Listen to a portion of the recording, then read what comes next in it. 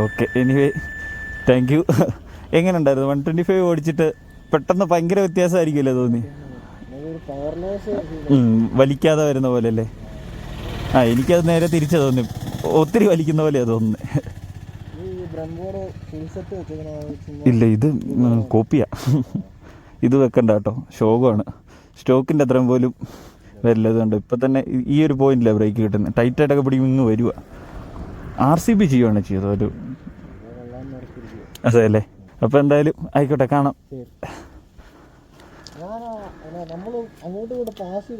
Pass ചെയ്ത് പോകുന്നായിരുന്നു. ഞാൻ അത് കണ്ടിട്ട് തിരിച്ചു വന്നതാ.